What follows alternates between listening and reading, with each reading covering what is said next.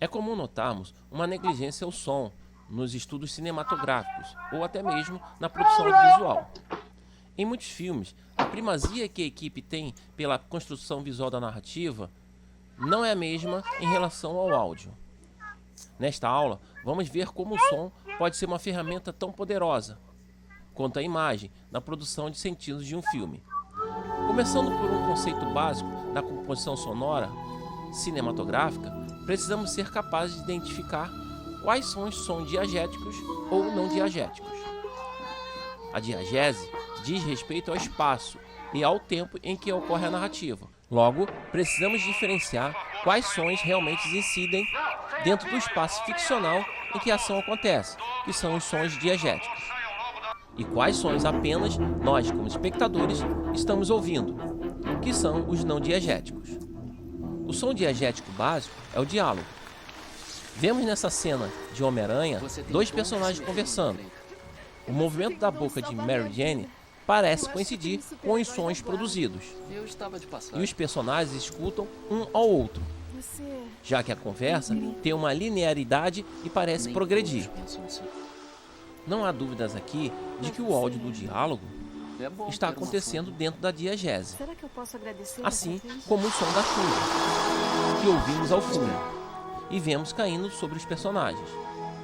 Mas pouco antes dos dois se beijarem, uma trilha sonora que já estava presente durante toda a cena, porém com o volume baixo, de repente fica cada vez mais alta. Não há nenhum indício de que essa música realmente esteja tocando naquele ambiente. Um beco vazio durante a noite.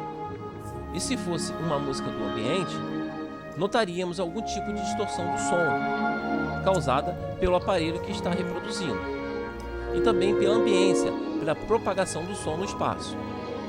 Essa trilha é definitivamente um som não diegético, e está aqui como uma expressão de sentimento dos personagens, e também como forma de emocionar o público, que finalmente testemunha o primeiro beijo dos protagonistas. Assim, fica fácil de diferenciar o que é um som diegético e um som não diegético. Se os personagens são capazes de ouvir o som como o diálogo ou a chuva, nessa cena, se trata de um som diegético, que está se propagando naquele espaço.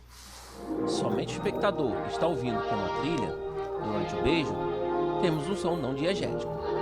Mas não exclua a possibilidade de um som diegético também ser um recurso de expressão no filme, tal qual a música foi aqui. Lembra da cena de um poderoso trovão que acontece no restaurante? Ao longo do diálogo na mesa, ouvimos ao fundo o barulho de um trem que passa ali por perto. Um ruído comum para um ambiente urbano, que pode passar despercebido no início.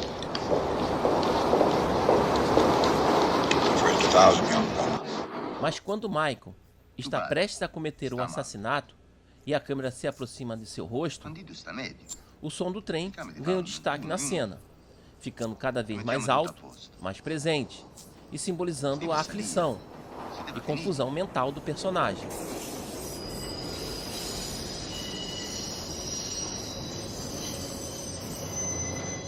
É claro que Coppola também poderia ter utilizado uma trilha sonora não diegética para representar o mesmo sentimento, mas a cena, que tem pouco mais de 5 minutos, foi toda construída na tensão do silêncio do ambiente e da incidência de pequenos sons diegéticos, como os talheres, as cadeiras e os passos.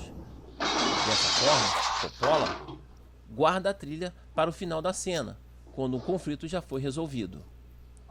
E a tensão está aliviada.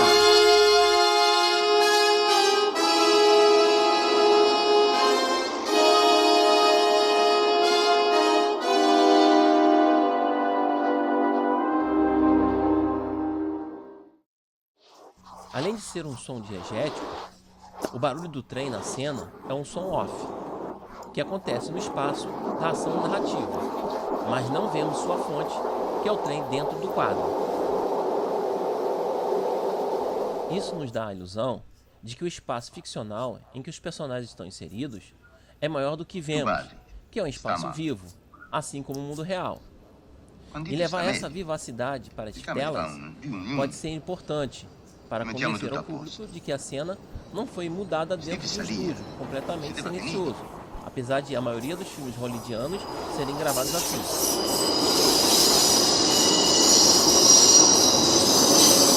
Dos sons diegéticos presentes em um filme, o cineasta pode explorar a perspectiva sonora de cada um deles.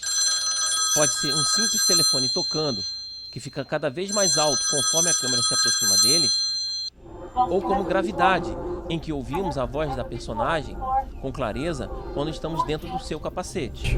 At 12 o'clock, the shuttle is at the center of the dial. Mas quando saímos dele, ouvimos a transmissão de sua voz por rádio, com uma distorção que a diferencia do som limpo da voz da personagem, escutada anteriormente. Explorer, do you copy?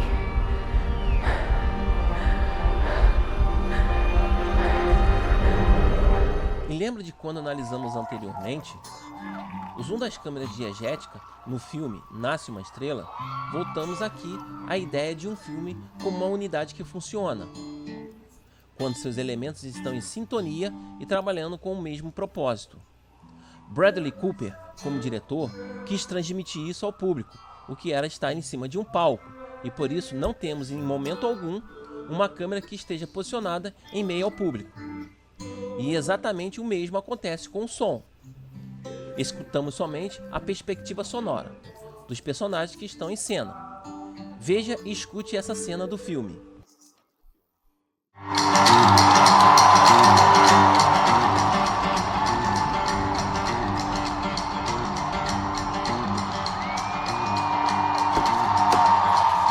Aqui, Ellie, o personagem de Lady Gaga, está indo para o show de Jack, interpretado por Bradley Cooper, que também dirigiu o filme.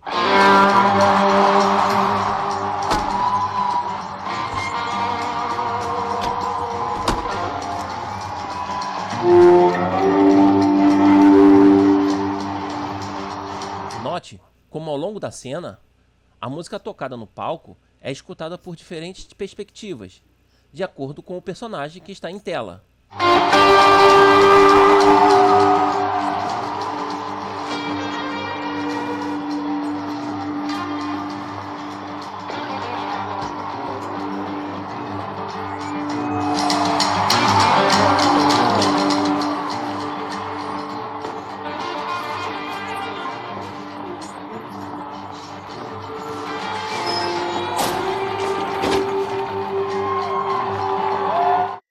Enquanto Jack está no palco e escuta o som alto e claro de todos os instrumentos, para Ellie, o som vai ficando cada vez mais evidente, conforme ela se aproxima do palco.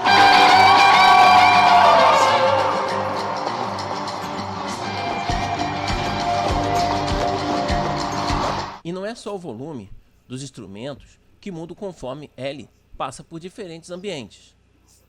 Eles são distorcidos de acordo com o espaço em que estamos inseridos. No caso, a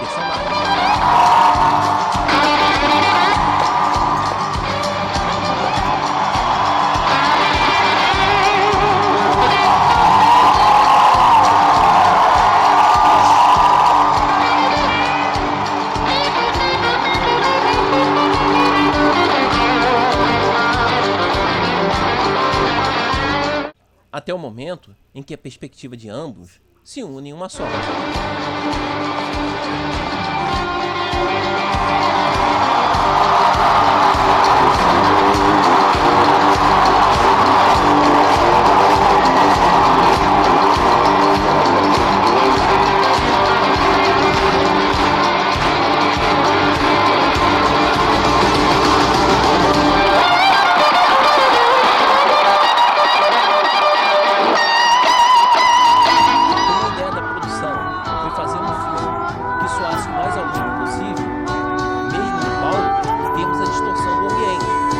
Reverberação do som dentro de uma arena.